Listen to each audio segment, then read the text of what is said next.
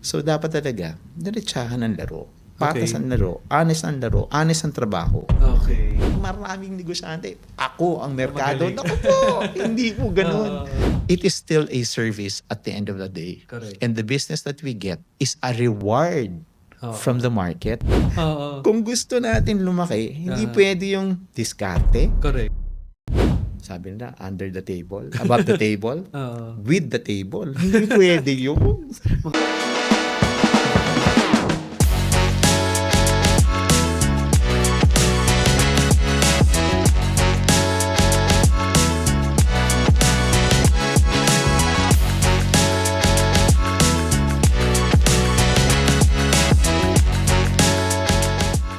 Magandang araw. Welcome back to another season. Ako ang inyong Kuya E. Bago tayo mag-start, shoutout muna tayo sa ating mga sponsors. Pixie Merch. If you need corporate giveaways o printed materials para sa marketing and advertising like flyers, calling cards o tarpaulin, check out Pixie Merch sa Instagram or call 0947-998-4169. Burst Creative Studio. If you need quality content creation services, podcast production, o studio rental, partner with them for turning ideas into powerful stories. Check them out at burstcreativestudio.com. Infotext. Kung gusto mong mas mapadali ang communication ng business mo, ito ang go-to platform for bulk SMS solutions, customer engagement, at real-time updates. Check out myinfotext.com para sa hassle-free messaging. Marami sa atin stuck sa business. Di sure kung paano mag-grow, paano ayusin yung operations, o saan next. Pero what if may paraan para gawing simple, clear, at scalable ang lahat? Today's guest is a trailblazer and transformation catalyst. After years in top global companies, he founded Catharsis Consulting to help leaders unlock clarity and growth. Born in QC, now based in Caloocan, and fun fact, may identical twin na 1 minute older. Guided by his belief that God owns everything, let's all welcome Paulo Sitaca. Welcome, Paulo. Kumusta? Thank you. Better than good. Yes, better than good. So thank you again for joining us dito sa ating Ask Kuya E program. So siguro let's start. Let's Sige. start your story. Paano mo naisip na maging entrepreneur? Ano yung situation mo before that? And ano yung nag-umikot sa isip mo? Corporate ako dati. Okay. Tagal ako nag-corporate. Almost 30 years. Tapos Wow. naisip ko, sabi ko, teka muna. Tagal na ako nagsisilbi sa ibang amo. Subukan ko naman kaya. And So, nung nasa corporate ka, ano yung position mo nung time na yun? Nako, marami akong dinaanan. Aha. So, nagsimula ako sa management trainee. Okay. Hindi. Sorry. Salesman ako. Okay. Kino-cover ko palengke. Wow. Yun. So, talagang yung public markets ang aking kino-cover. Okay. Doon ko natutunan yung paano yung merkado. Ano bang binibili sa merkado. Aha. Yan. At paano magbenta? Paano Of course. magbenta. Yeah. At doon din ako nakakita ng mga entrepreneur, nagsimula sa 700 lang ang benta ko. Pagkatapos ng isang taon, 12,000 na. Wow. Ang galing naman ni ate mag-manage, di ba? Talagang napalaki niya yung negosyo niya. So, tatandaan ko pa yun. Aha. South Manila ang aking kino-cover. Pag Monday, nandyan po ako sa Leverisa. Pag Tuesday po, nasa Pasay ako. Yun po ang pinakamabangon na palengke. Paglabas ko, sigurado nangangamoy ako. Okay. Wednesday, nasa Las Piñas. Thursday, nasa Alabang. Aha. Friday, nandito ako sa Dagonoy, sa may Makati rin. So, doon ko natutunan kung ano bang binibili ng mga tao pang araw-araw. At dyan ko natutunan at doon ko nahiligan na, interesting tong negosyo na to. Aha. Tapos, naging management trainee ako. Okay. After 1 year ako sa mga palengke. Doon ko naman natutunan ang aking mga marketing skills. Mm. So, nag-training ako ng 2 taon at naging maganda yung aking training. Aha. Kasi binabato ako sa pabrika. Nagpapak ako ng mga gatas sa kahon. Okay. 1 buwan ako sa pabrika, no? Natutunan ko kung paano gumawa ng gatas, ng kape, Okay. ng noodles, ng chocolate drink. Part ng training yun. Part sa yun ng marketing. training. Yes. Okay. Tapos, binato rin ako sa accounting. Okay. Para matutunan ko naman paano kwentahin yan. Okay. Magkano magpresyo, 'di ba, ng isang sachet, ng isang 50 ml na pouch, Aha. or ng bote, ng kape, etc. Natutunan ko din 'yon.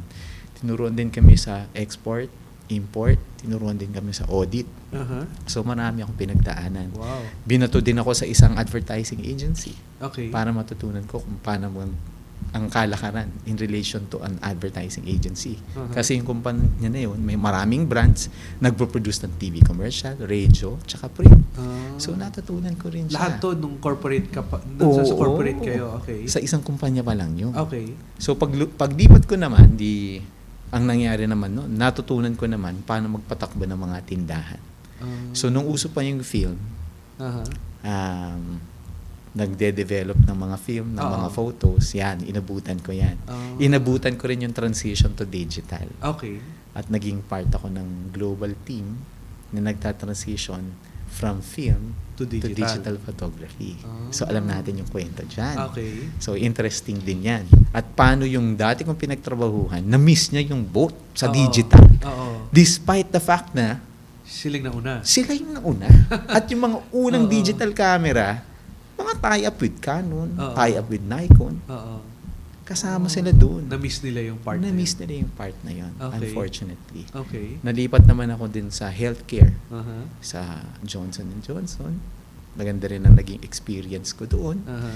So, at nagkaroon ako ng exposure din sa pag-manage ng iba't ibang bansa bukod sa Pilipinas.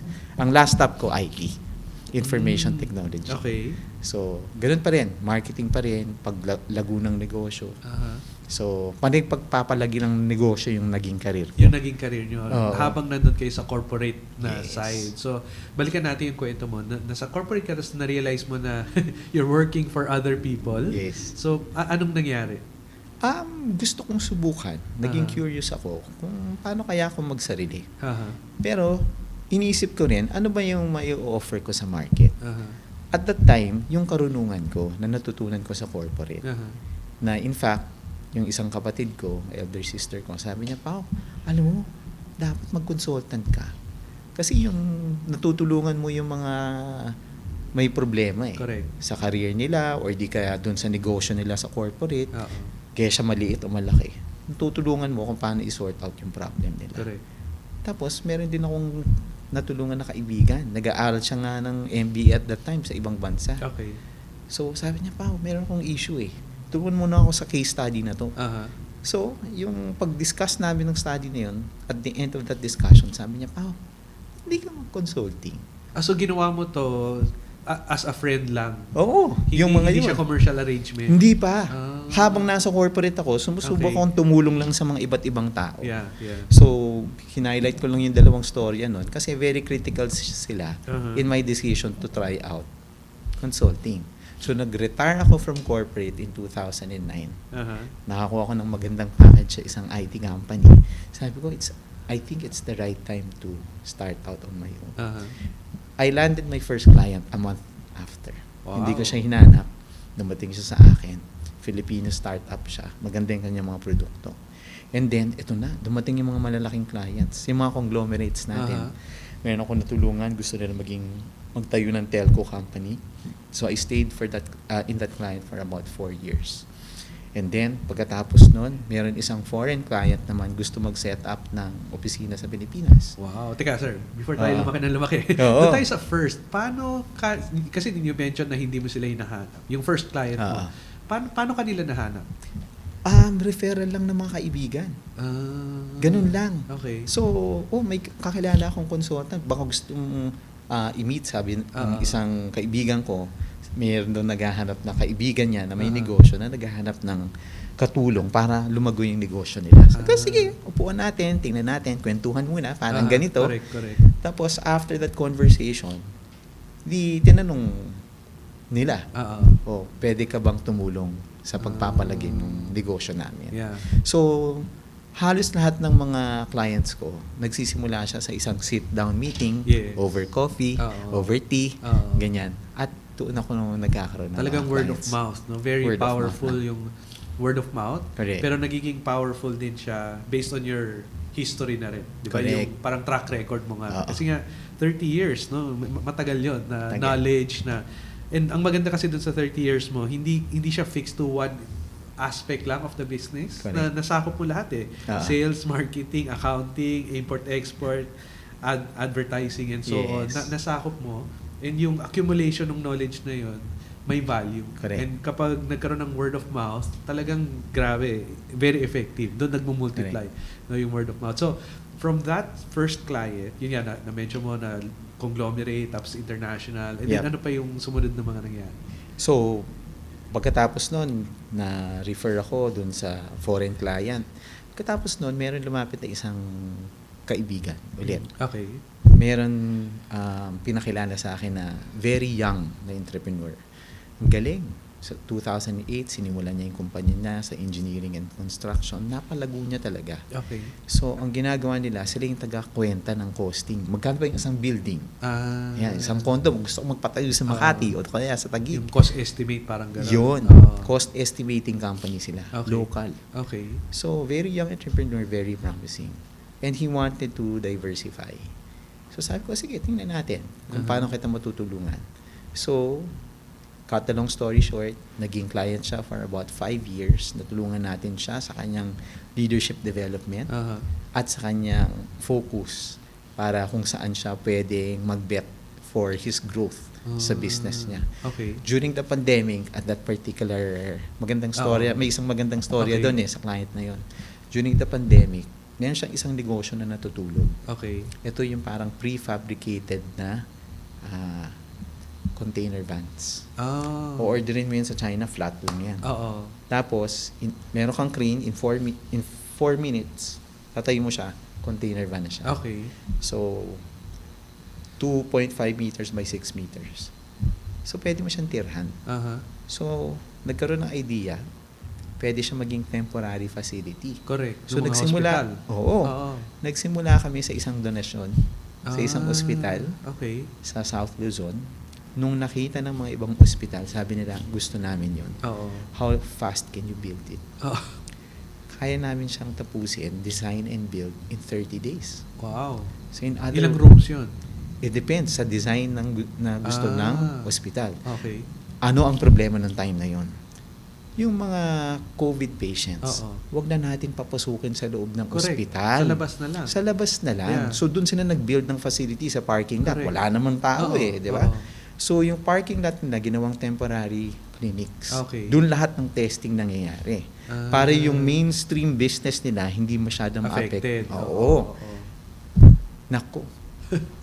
From 0 to 300 million in 2 years. Wow. During the pandemic. Wow. So, Okay. biyaya yun ng Diyos. Galing. At galing. nagsimula yun sa isang kagandahang loob ng may-ari. Yung donation nga. no? Yung donation. Oo. At nung donation ng unang project, may mga tumulong na mga ibang companies. Oh. At simula nun, naging partners namin sila. Okay. At kasi nagbabayad na yung mga customers after the Oo. first one eh. Oo. Magandang kitaan ng time na yun. Galing. Tsaka na-build yung company at that time. And ito yung business mo ngayon na management consulting. Tama ba?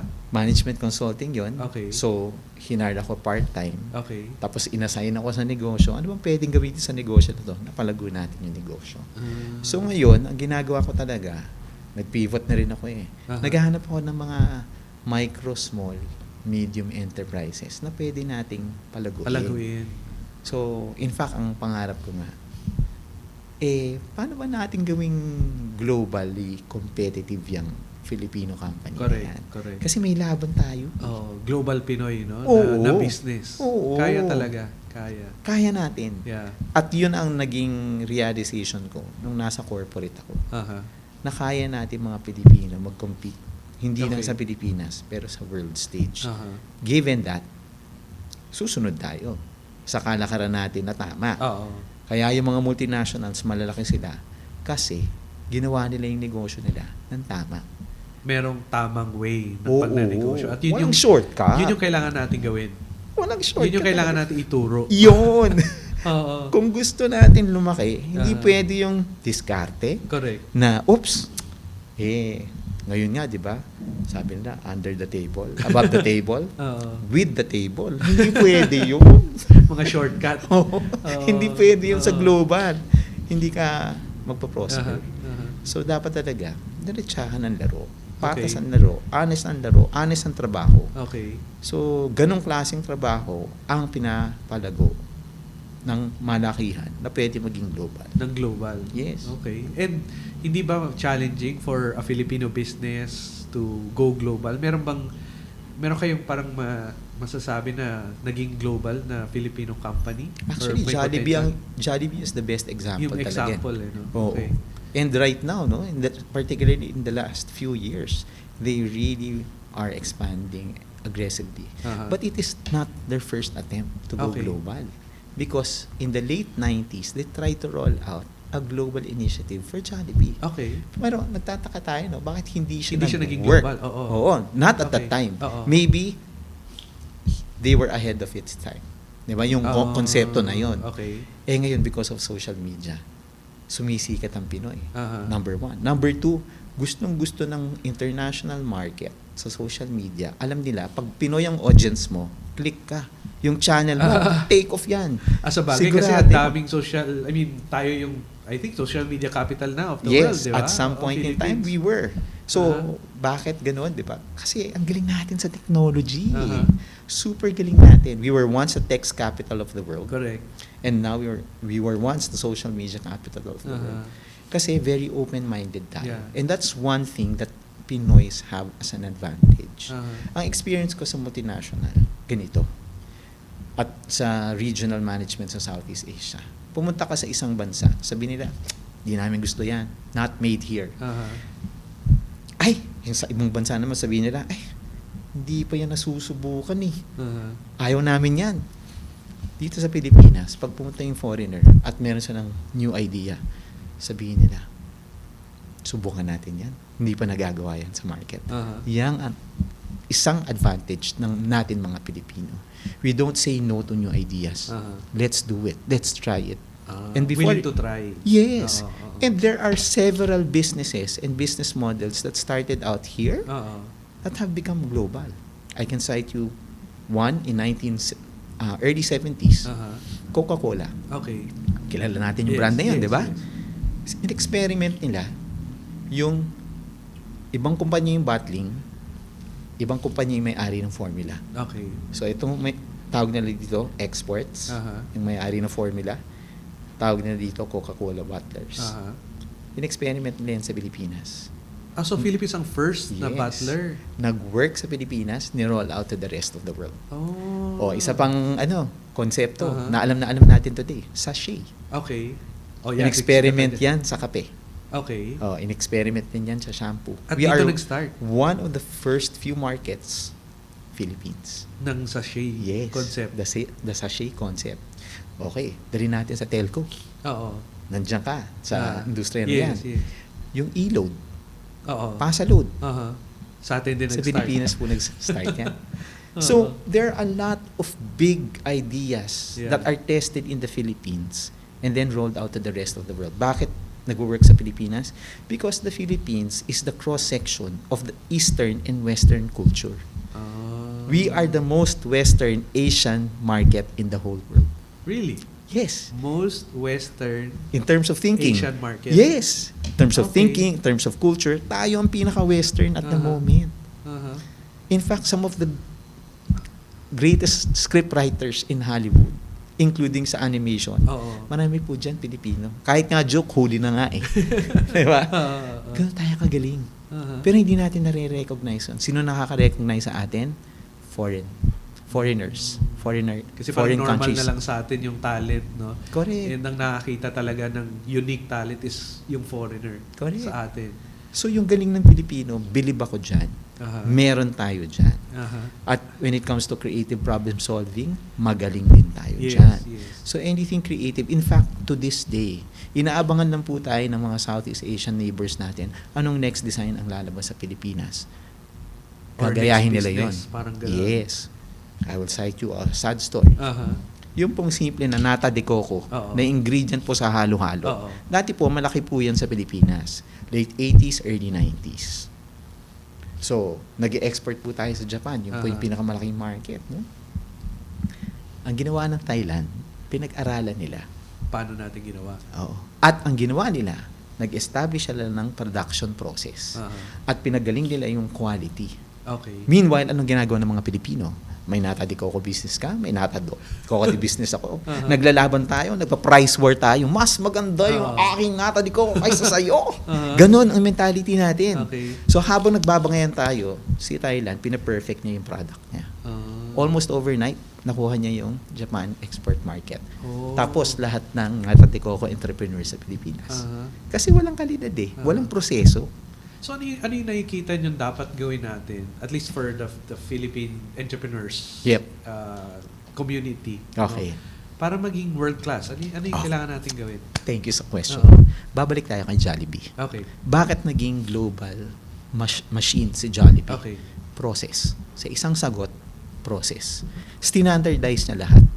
So, standard ang pricing, ang costing, standard ang pagtatayo ng tindahan, ang pagseselect ng location, standard ang training sa mga personnel, lahat yun nakaproseso. Okay. So it's the Six Sigma principle of designing a process to produce consistent, predictable results. Sanay tayo sa diskarte. Nasobrahan sa diskarte. So yung strength natin, yun din yung naging weakness natin. Yes. Okay. In fact, di ba nga, I'm sure familiar ka dito, may proseso na nga. Hindi, didiskartehan ko pa yan. Di ba? Hindi nga, sumunod ka na lang sa proseso. And that's the secret of the success of Jollibee. It's a proven system. And that's where we lack, mga Filipinos. We are poor at systems. Yeah. The reason why there are a few Filipino companies who make it to the world market is because more often than not, there are either weak or even no systems. In Tagalog po, chamba. Puro chamba. Ano yung chamba? Ano yung Tagalog ng system? Ay, Meron ba? sistema lang Sistema, ata. Oo. Transliteration lang Oo. talaga. No? Na yun yung kailangan natin. Yes. No? Na sistema. Or baka dapat may certain leadership for the conceptualization, tapos another leadership for the scaling. Ganun ba dapat? Maganda yung tinutumbok mo. Oo. Bakit? Yung leader, ano ba ang kailangan meron siya para makadesign siya ng sistema? Oo. Sa likod ng kada sistema, disiplina ang kailangan. Okay. Kasi, na-test mo na tried and tested na to So, wag mo nang baguhin. So, yung disiplina na, anong tawag doon? Set, meet, exceed. Ito yung pinakamahirap sa atin, yung huling word. Repeat. Repeat. Ayaw natin mag-repeat. Diba? Pero kasi ang sistema ganun. Repetition siya paulit-ulit. Parang production line. Oo. Iisa lang ang proseso ng gatas, isa lang ang proseso ng chocolate drink, isa lang ang proseso ng noodles, isa lang ang proseso ng breakfast cereals. Kaya consistent yung produkto sa dulo. Kaya bilhin mo yan sa Mindanao o sa Luzon o sa Metro Manila, yung quality of product, iisa. Bakit? May proseso So, pag sumunod ka sa proseso, nakokontrol mo yung quality ng produkto mo. Yun ang sekreto ng mga global multinational companies. It's really about process. Without process, you cannot scale. Yeah. So, without process, you cannot produce it with economies of scale para bumaba yung cost mo. Oo. 'Di ba? So, ang sekreto na maraming namimiss ng mga Filipino companies is to establish a discipline, and the discipline has to be embodied in a process. So, yun.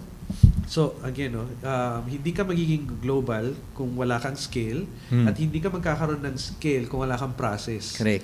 Na nagagawa mo with Correct. discipline. Yes. Yun yung importante. And I think, yun yung keyword ngayon na yun yung challenge siguro sa atin, yung disiplina. Tama! No, na ang daming magagandang ideas. Tapos, yun yan, magaling, madiskarte. Yep. Both sides. Madiskarte gawin yung tama, madiskarte rin gawin yung mali. No? So, siguro ang kailangan natin i-focus is diskarte, gawin yung tama. Yun. And yung disiplina na maging consistent na gawin yung tama. Tama. Ang Singapore, nung bumisita sa Pilipinas, late in the 60s, Okay. pagbalik nila, anong meron tayo na wala sila? Kasi we were the second biggest economy during that time. Okay. Second to Japan. Ang sagot ng mga pumunta rito, iisa lang. Wala silang disiplina. And Okay. how did Singapore grow?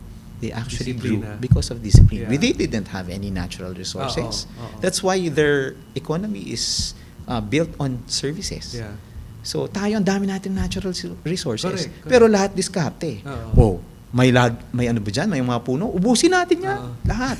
Walang replanting na Oo. disiplina. Oo. Kasi pang ngayon lang. Yung pambukas. Correct. At Short yung, term lang lagi.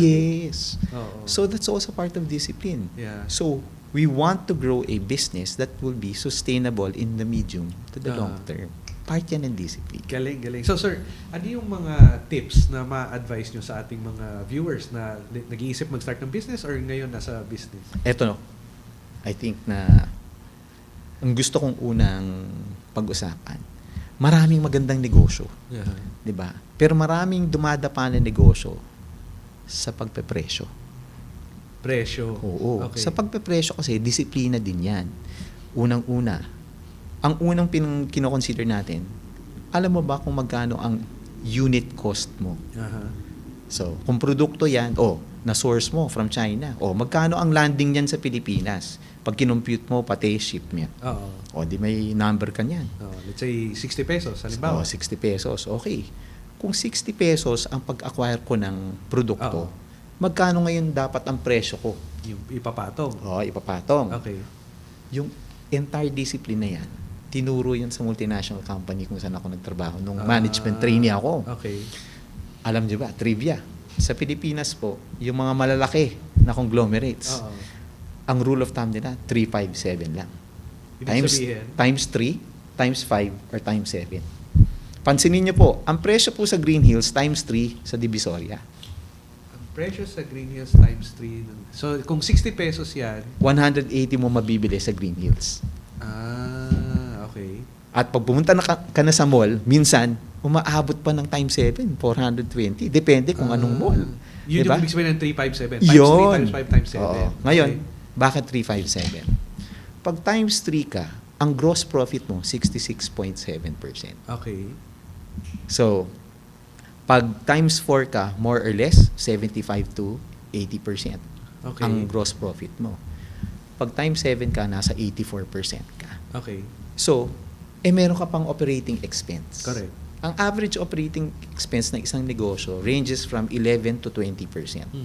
So, pag mas mataas pa doon, baka gusto mo tingnan yung yung operating Baka expense mo. nalulugi na.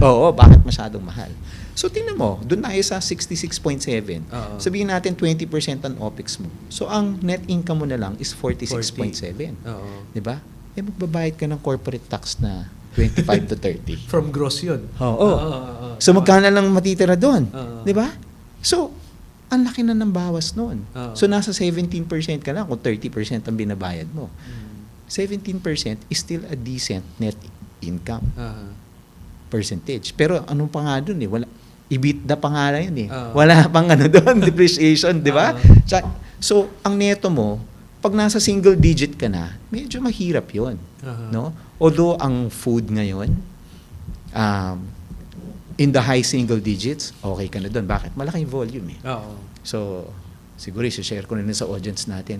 Ang nakikita kong data before, ang isa sa pinakamalaking negosyo sa Pilipinas, pagkain. Okay. Mahilig po talaga tayo kumain Food talaga. Food. Yeah. And yung out-of-home consumption na food, Mm. ang isa sa pinakamalaki. Do you know it actually is worth about $20 million a day? Wow, a day. Yes. Okay. So it's more than $1 billion pesos a day ang out-of-home consumption na merkado. Nagtataka po ba kayo? Bakit dami po nagbubukas na bagong restaurants pa hanggat ngayon? Kasi malaki po yung negosyo na yan. Wow. So, ang gusto kong ibilin sa natin, sa ating merkado, one, yung pinaglalaroan mo ba malaking swimming pool ba yan ang negosyo? Ang kitaan dyan ba malaki? Number 2, tama ba yung presyo mo? Hindi pa tayo tapos dun sa presyo Yung costing mo, yung presyo mo, yung margins mo.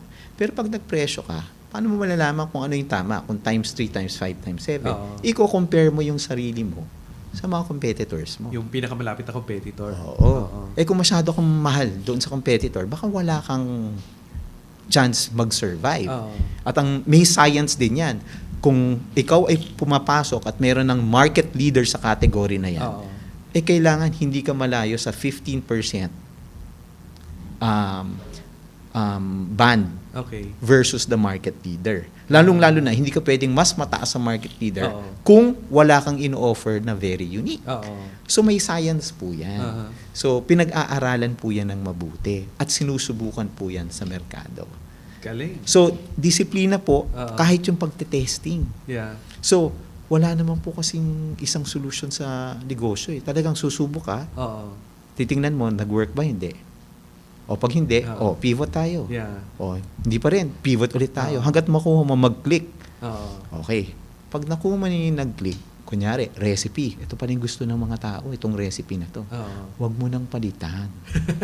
Disiplina ulit. Disiplina Oo, ulit. Kasi yun na yung consistency. nag-work eh. Correct, Kasi correct. ultimately, ang judge ng negosyo natin, kung sino mag-succeed o hindi, yung market na sinaserve natin. Tama. Oo. Kaya Hindi lang, tayo. hindi Oo, tayo. Hindi At tayo. maraming negosyante. Ako ang merkado. Magaling. Naku po, hindi po ganun. Oo, Di ba? Tama. So, it is still a service at the end of the day. Correct. And the business that we get is a reward Oo. from the market who we have served Yes. excellently. Galing, galing. Grabe. Thank you so much, Paolo. Daming insights, daming learnings. So, meron ka bang gustong i-promote sa ating audience? Nako, gusto kong i-share sa inyo na meron na pong bagong approach sa negosyo ngayon na pinopromote namin. So, ito makaka-relate ka, no? Na there are investors who are actually willing to invest in some businesses who believe in doing business the way God originally designed it. At yan, pinopromote ko yan sa consulting ko. Unti-unti, no? May tama pong disenyo, may tama pong approach, may tama pong proseso in growing your business, in managing your business according to God's ways. One is yung experience natin, no, gamitin natin siya to help Others. And from there, we build a business. No, every business is always a solution to a problem, and your experience, your knowledge is a solution, no, to their problems. And very important, to scale a business, you need a process and the discipline to follow that process. And kung tayo, especially nagsisimula at hindi natin alam yung ating tinatawag na unit economics, kumikita ba talaga bawat service na pinoprovide natin or bawat product na nabibenta natin, kailangan pag-aralan natin yan before natin siya palakihin. So bago tayo mag-closing, gusto ko lang i-share sa inyo itong verse from Psalm 1:3. In all that the righteous does, he prospers. Thank you very much, Paolo. Thank you. Pleasure is mine. Thank you for inviting me. Thank you so much for watching this episode. Kung gusto nyo pa ng mas maraming learnings, good vibes, at good news, make sure to like and follow us on Facebook, TikTok, and Instagram. At syempre, don't forget to subscribe to our YouTube channel para lagi kang updated sa mga next nating kwento. Kita-kits ulit sa susunod na episode. Dito lang sa show na hatid ay good news.